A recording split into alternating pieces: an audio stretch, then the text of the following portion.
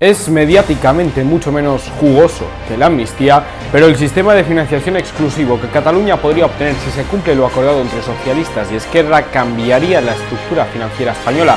Muy buenas, ¿qué tal? El Partido Socialista Catalán ha llegado a un acuerdo con Esquerra Republicana para conseguir su apoyo en la investidura de Salvador Illa. El pacto pondrá a un socialista al frente de Cataluña, algo que no se veía desde 2010. La pregunta, sin embargo, es ¿a cambio de qué? Ahí vamos a responder en este análisis especial de Canal 7 Noticias.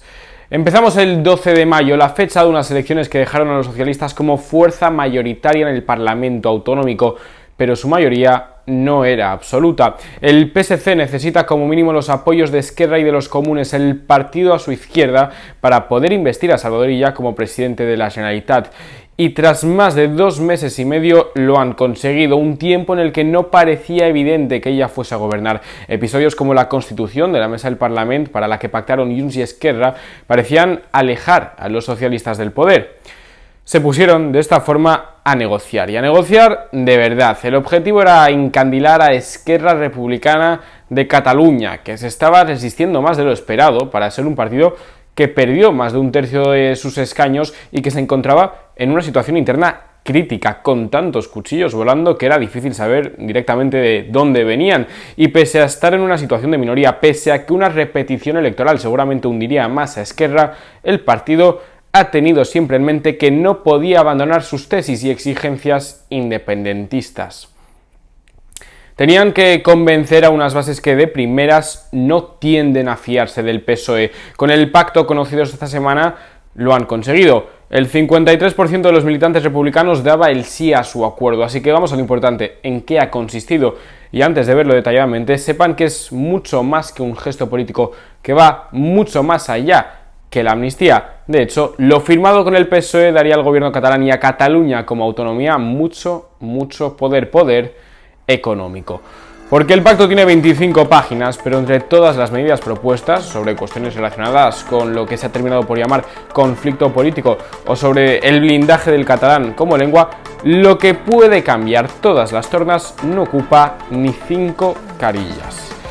En el acuerdo parten de que el actual sistema de financiación es injusto y lastra el crecimiento de Cataluña. Esa es la teoría, pero avisan, no se trata de reformar el sistema fiscal común, el que afecta a toda España, a excepción por razones históricas del País Vasco y Navarra. Con este pacto lo que buscan es que Cataluña como autonomía mantenga una relación bilateral con el Estado, es decir, que una comunidad autónoma le hable a España de tú a tú. Esto implica que se salga del régimen común.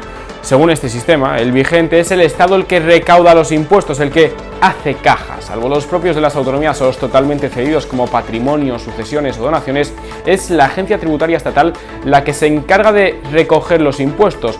Una vez recaudados, el Estado español se gasta el dinero de dos maneras. Con una parte de esos recursos se financian las competencias estatales y con otra parte se paga a las autonomías que más dinero necesitan, según un cálculo que siempre ha sido motivo de polémica entre territorios. Pero lo que recoge ahora el pacto entre PSC y Esquerra no es cambiar el reparto para beneficiar a Cataluña y que esta autonomía deje de aportar más de lo que recibe. Lo que han firmado estos dos partidos va mucho más allá, porque se trata de que directamente sea la administración autonómica la que recoja todo el dinero, la que haga caja y la que tenga la llave de esa caja. Que literalmente, según el pacto, sea la Generalitat la que gestione, recaude, liquide e inspeccione todos los impuestos soportados en Cataluña. Es decir, que en vez de que lo haga todo el Estado a través de la agencia tributaria, sea la administración autonómica a través de la agencia tributaria de Cataluña la que corte el bacalao en el terreno fiscal.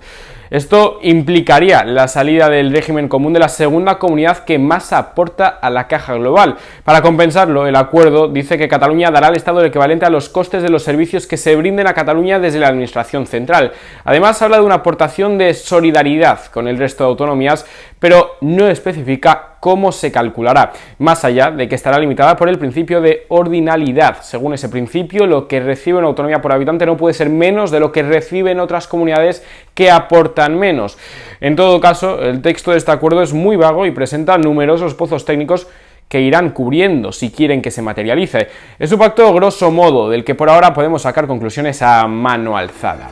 Se deduce, para empezar, que la contribución de Cataluña al conjunto del Estado se puede ver como poco reducida. Parece que Esquerra, como es lógico dado sus preceptos, ha querido romper con una de las bases del sistema de financiación autonómico, que las comunidades más ricas ayuden a las más pobres para que no se agranden las desigualdades entre los territorios de una misma España. Por lo menos eso se intuye en la imprecisión del concepto de solidaridad según se habla de él en el pacto. Pero más determinante es que ahora una autonomía pueda decidir o podría decidir lo que quiere dar al Estado. Teniendo en cuenta el peso político que en los últimos tiempos están teniendo los partidos nacionalistas catalanes, este acuerdo puede suponer que la política española dependa aún más de las exigencias que llegan desde Cataluña y que desde ahora pueden estar todavía más centradas en el dinero. De todas formas, no parece claro que lo pactado se pueda llegar a cumplir. En primer lugar, porque para su aprobación es preciso el voto favorable del bloque de investidura en el Congreso, y algunos de los socios del gobierno de Pedro Sánchez ya han mostrado sus reticencias. Incluso dentro del propio PSOE hay sonoras discrepancias. En segundo lugar, porque es difícil de llevar a la práctica. La agencia tributaria catalana no cuenta ni con el saber hacer ni con los recursos suficientes como para recaudar la totalidad de los impuestos. El pacto contempla el traspaso de medios estatales a la administración autonómica. Sin embargo, es extremadamente difícil imaginarse que, por ejemplo, los inspectores de Hacienda estatales vayan a prestarse a dejar de trabajar para el Estado en una institución independiente y se pongan a las órdenes de la Generalitat, y menos en los plazos estipulados.